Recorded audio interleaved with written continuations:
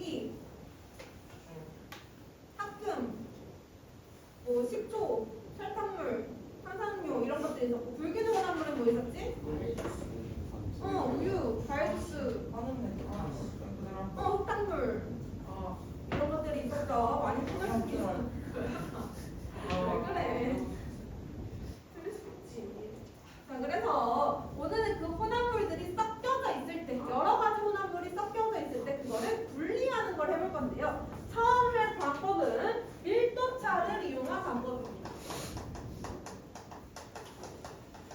자, 두 가지 물질이 섞였어. 근데 그 물질이 고체일 때, 예를 들면 스테레오폼과 모래가 섞여져 있을 때 그거를 일일이 분리해도 되지만 좀 더 쉬운 방법으로는 액체를 사용할 건데요. 고체를 분리하기 위해서는 우선 고체를 녹이지 않는 것, 녹이지 않는 액체를 사용을 해야 되고, 밀도가 두 고체의 중간 정도 밀도의 액체를 사용하는 겁니다. 자, 비커 안에 A라는 물질과 B라는 물질이 섞여져 있어. 근데 내가 여기에 이제 액체를 넣을 건데 액체가 A 밀도와 B 밀도의 중간 정도인 거야. 중간 정도. A의 밀도를 뭐 1이라고 하고 B의 밀도를 10이라고 해보자. 그럼 한 5 정도 되는 액체를 넣어주는 거야. 액체 넣으면 무슨 일이 발생할까? 그렇지. 가벼운 거, 밀도가 작은 거는 뜰 거고 밀도가 큰 거는 가라앉겠지. 그래서 B, 액체, A 이런 식으로 층이 나눠질 거예요. 그럼 여기서 이제 위에 것만 걷어내면 A를 분리할 수 있겠지. 그래서 밀도차를 이용할 때는 녹이지 않고 중간 정도 밀도를 가진 액체를 넣어주면 고체 혼합물을 분리해낼 수가 있어요. 하나도 안 어렵지. 세 번째 방법. 이번에는 액체. 두 가지의 액체 혼합물이 섞여져 있는 거야. 그럴 때 사용할 수 있는 방법은 두 가지가 있어요.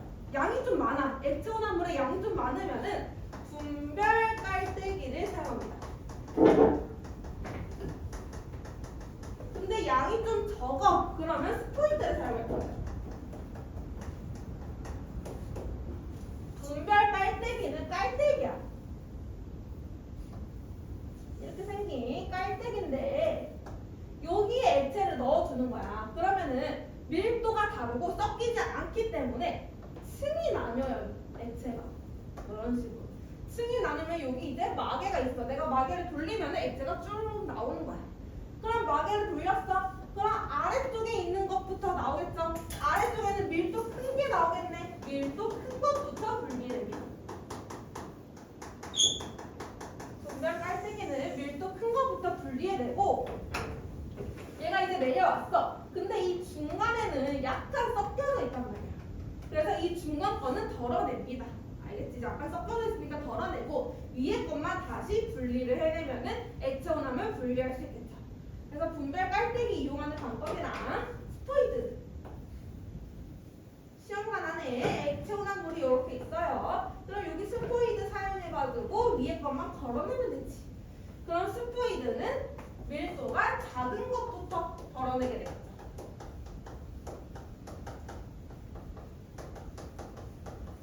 분별 깔때기는 아래로 내려오니까 밀도 큰 것부터, 스포이드는 위에서 분리하니까 밀도 작은 것부터 분리를 해내게 됩니다. 이런 방법을 밀도차를 이용한 분리 방법이라고 부르고요. 이걸 예시로는 첫 번째 사금 채취. 사금, 금이야 금.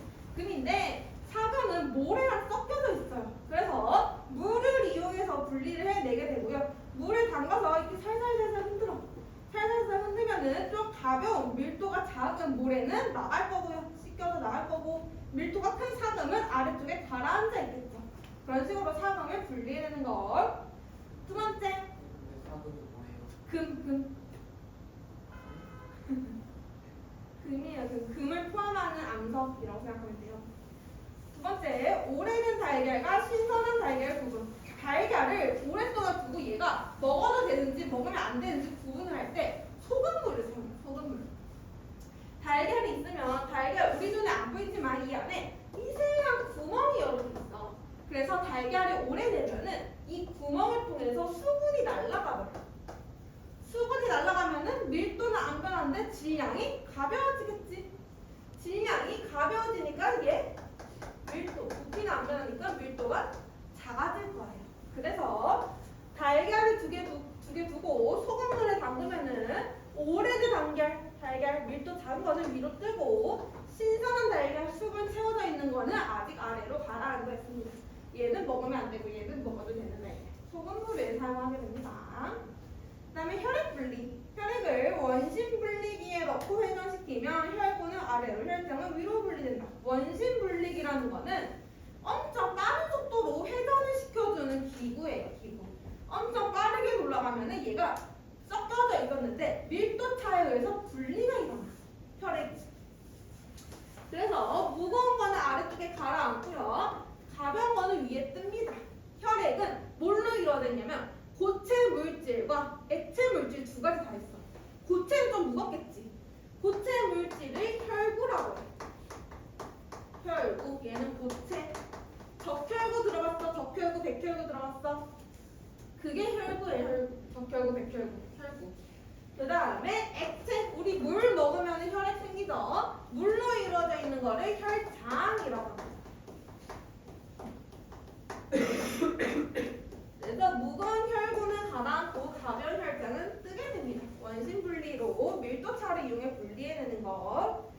그 다음에 네 번째, 바다에 유출된 기름 제거하기.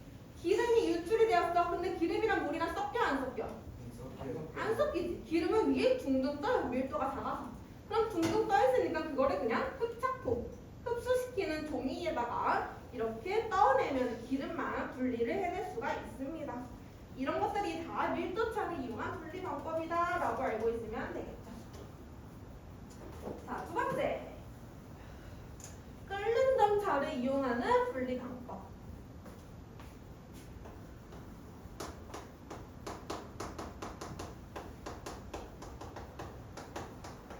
끓는 점차를 이용한 분리를 우리는 증류라고 불러요.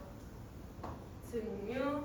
얘는 어떻게 하는 거냐면 혼합물을 끓인 다음에 그거를 다시 냉각시켜서 액체로 만들어서 분리해내는 방법이야. 여기 시험관이 이렇게 있고요. 이 안에 혼합물이 있어요. 그 다음에 얘를 가열시키는 거야. 가열시키면은 혼합물 중에 끓는 점이 낮은 것부터 끓어올라, 높은 것부터 끓어올라? 끓는 점 낮은 것부터 먼저 끓겠지. 끓는 점 높은 거는 안 끓고 끓는 점 낮은 것만 먼저 끓어올라요. 끓으면은 기체가 돼버리잖아, 그치? 그럼 이게 기체가 생겨서 내가 이 기체를 다시 모으는 거야. 비커에다 기체를 모을 건데 여기에 얼음이 있어요. 이렇게. 그럼 기체가 여기 따라서 내려오면은 여기 얼음 있네. 냉각돼서 다시 액체가 됩니다. 그러면 끓는 점 낮은 거를 분리해낼 수 있어요. 그래서 끓는 점이 낮은 것부터 분리해내는 방법. 끓는 점이 낮은 것부터 분리해내는 방법이고요. 그래서 이걸 그래프로 나타내게 되면요. 보통 물과 에탄올을 분리합니다.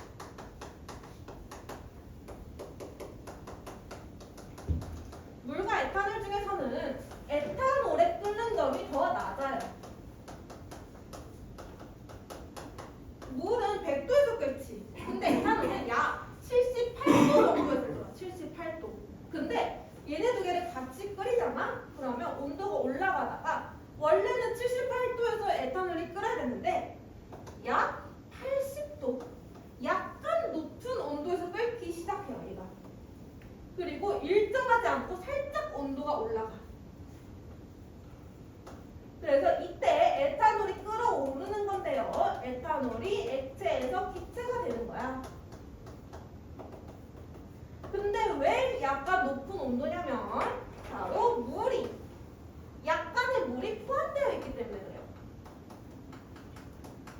에탄올이 끓어오를 때 약간의 물도 같이 끓어요. 그래서 물이 포함이 되어 있기 때문에 조금 높은 온도 그리고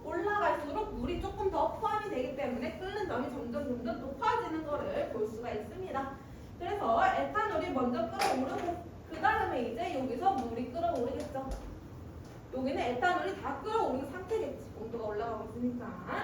그래서 끓는 점이 낮은 것부터 분리해내는 방법이라고 생각해주면 돼요. 자, 이거를 이용한 방법이 원유의 분리. 원유라는 거는 기름을 의미해. 기름. 그래서 기름을 한 통에 담아.